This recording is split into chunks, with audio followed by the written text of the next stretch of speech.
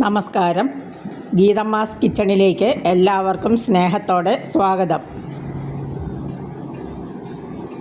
ഇന്ന് ഞാനിവിടെ ഉണ്ടാക്കാൻ പോകുന്നത് ഒരു കള്ളപ്പവും ചിക്കൻ ഇഷ്ടവും ആണ്.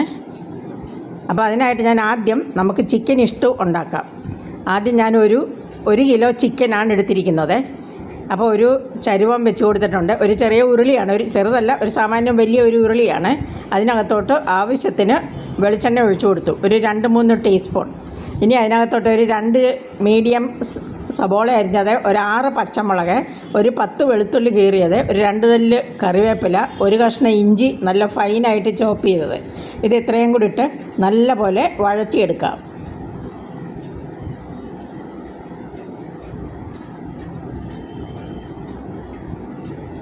അത് നല്ലതുപോലെ വഴന്ന് വരണം.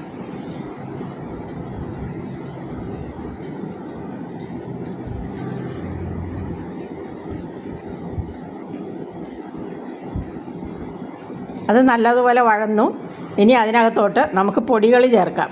പൊടികളെന്ന് പറഞ്ഞാൽ അധികമൊന്നുമില്ല. ആവശ്യത്തിന് ഉപ്പ്, 1 സ്പൂൺ കുരുമുളക് പൊടി, 1 സ്പൂൺ മസാലക്കൂട്ട് പൊടിച്ചത്. ഇത് ഇത്രയേ ഉള്ളൂ. അല്ലാതെ മുളക് പൊടിയോ മല്ലിപ്പൊടിയോ അങ്ങനത്തെ ഒന്നും വേണ്ട, മഞ്ഞൾപ്പൊടിയോ ഒന്നും വേണ്ട. ഇതിനധികം എരിവും ആവശ്യമില്ല. ആ കുരുമുളക് പൊടിയുടെയും ആ പച്ചമുളകിൻ്റെ മാത്രമേ എരിവേ ഉള്ളൂ. അത് മൂത്തത് കൊണ്ട് ഇനി നമുക്ക് ചിക്കൻ വാരി ഇട്ട് കൊടുക്കാം.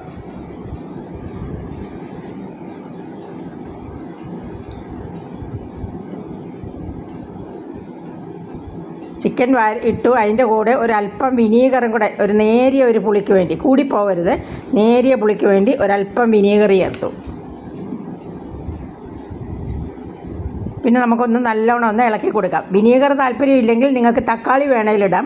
അപ്പോൾ പക്ഷേ കറിയുടെ ആ കളർ മാറും. അതുകൊണ്ടാണ് ഞാൻ വിനീഗർ എടുത്തത്. അപ്പോൾ ചിക്കനുമായിട്ട് മിക്സ് ചെയ്തു. ഇനി കുറച്ച് വെജിറ്റബിൾസ് ഇതിൽ ചേർക്കണം. അതിനുവേണ്ടി ഞാനൊരു 2 ഉരുളക്കിഴങ്ങ്, 1 പിടി ഫ്രോസൺ ഗ്രീൻ പീസ്, പിന്നെ ഒരു മീഡിയം സൈസ് ക്യാരറ്റ്, അത് 3 കൂടെ ചെറുതായിട്ട് അരിഞ്ഞത് എടുത്തിട്ടുണ്ട്. അതുകൂടി ഇതിൻ്റെ കൂടെ ഇട്ട് കൊടുക്കാം. ബ്രോയിലർ ചിക്കൻ ആയതുകൊണ്ട് ഇതെല്ലാം കൂടെ ഒരുപോലെ വെന്ത് കിട്ടും. ഇനി ഇതിനകത്തോട്ട് തേങ്ങയുടെ 2ാം പാലാണ് ഒഴിച്ചു കൊടുക്കുന്നത്. തലപ്പാൽ മാറ്റി വെച്ചിട്ടുണ്ട് ലാസ്റ്റ് ഒഴിക്കാൻ. അപ്പോൾ ഈ 2ാം പാലിൽ കിടന്ന് ഈ ചിക്കനും ഈ വെജിറ്റബിൾസും എല്ലാം കൂടെ ഒന്ന് വേവട്ടെ. ഇനി ഇത് നമുക്കൊന്ന് മൂടി വെച്ച് വേവിക്കാം.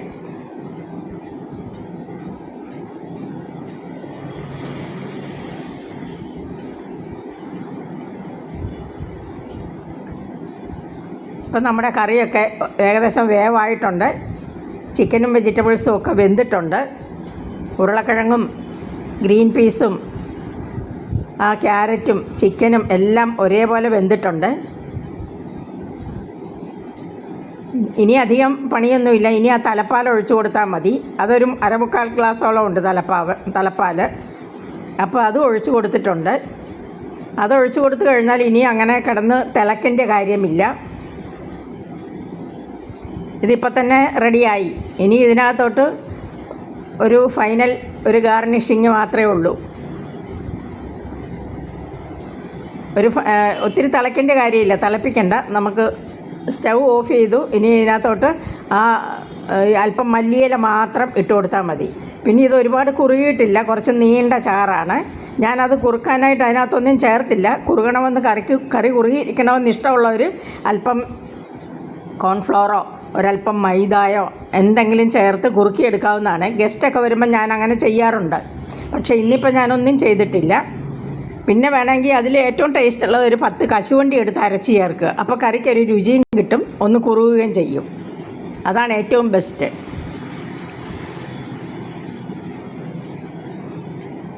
അപ്പോൾ നമ്മുടെ കറി റെഡി ആയിട്ടുണ്ട്. ഇനി ഒരല്പം മല്ലിയില ചേർത്ത് അതൊന്ന് ഗാർണിഷ് ചെയ്യാം. ഇനിയിപ്പോൾ നമുക്ക് ഈ കറി അടച്ച് അങ്ങോട്ട് മാറ്റി വയ്ക്കാം. എന്നിട്ട് നമുക്ക് കള്ളപ്പത്തിൻ്റെ ജോലികൾ തുടങ്ങാം. ഇത് ഞാൻ അപ്പച്ചട്ടി വെച്ചിട്ടുണ്ട്, ഒരു പ്ലേറ്റും വെച്ചിട്ടുണ്ട് ഇത് ചുട്ടിടാനായിട്ട്. അതേ മാവ് ചെറിയ വട്ടത്തിലാണ് ഞാൻ എടുക്കുന്നത്. അതുകൊണ്ട് ഒരു അരത്തവി മാവ് അങ്ങോട്ട് ഒഴിക്കാം. എന്നിട്ട് അതൊന്ന് ചുറ്റിച്ചെടുക്കാം.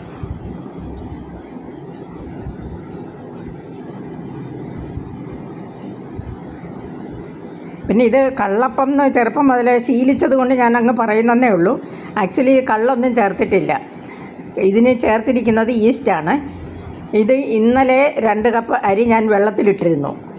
അത് ഇന്ന് രാവിലെ ഒരു 11 മണിയായപ്പം ആ 2 കപ്പ് അരിയും അതിൻ്റെ കൂടെ 1 കപ്പ് തേങ്ങാപ്പീരയും ഒരു 1/2 കപ്പ് ചോറും ഒരു 1/2 സ്പൂൺ ഈസ്റ്റും ആവശ്യത്തിന് ഉപ്പും 2 സ്പൂൺ പഞ്ചസാരയും ഇത്രയും സാധനങ്ങൾ ചേർത്ത് അരച്ച് കലക്കി വെച്ചതാണ് രാവിലെ ഒരു 11 മണിയായപ്പം. ഇപ്പോൾ ഒരു 4 മണിയായി. ഇപ്പോൾ ഇത് നല്ല പെർഫെക്റ്റായിട്ട് കിട്ടും അങ്ങനെ ചെയ്ത് കഴിഞ്ഞാൽ. കള്ള് ചേർത്താൽ ഏറ്റവും നല്ലതാണ് ഈസ്റ്റിന് പകരം. പക്ഷേ നല്ല കള്ളൊന്നും ഇവിടെ കിട്ടാനില്ല, അതുകൊണ്ടാണ്. പക്ഷേ കള്ളപ്പം എന്ന് പറഞ്ഞ് ശീലിച്ചത് കൊണ്ടാണ് അങ്ങനെ അങ്ങ് പറഞ്ഞു പോകുന്നത്.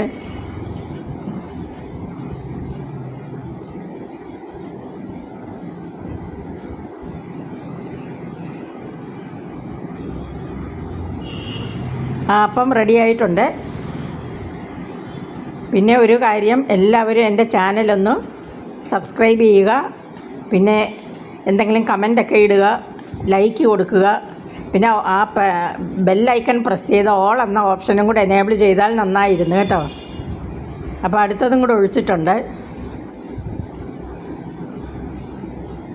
ഒരു 2-3 എണ്ണം ആയി കഴിയുമ്പോൾ പിന്നെ സ്പീഡിൽ നമുക്ക് ചുട്ട് മാറ്റാം. ഇപ്പം 3 എണ്ണം ആയി. ഇപ്പോൾ റെഡിയായി. ഇനിയിപ്പം ബാക്കി പാലപ്പവും കൂടെ നമുക്ക് ചുട്ടെടുക്കാം. ഇനിയിപ്പോൾ നമുക്ക് കഴിച്ചാലോ? പാലപ്പം എല്ലാം റെഡിയായി. കറിയുമായിട്ട് കൊണ്ടുവന്നിട്ടുണ്ട്. കണ്ടോ, നല്ല സൂപ്പർ കറിയും അപ്പവുമാണ്. അപ്പോൾ എല്ലാവർക്കും താങ്ക് യു. ഇനിയൊരു വീഡിയോയുമായിട്ട് വീണ്ടും കാണാം. നന്ദി, നമസ്കാരം.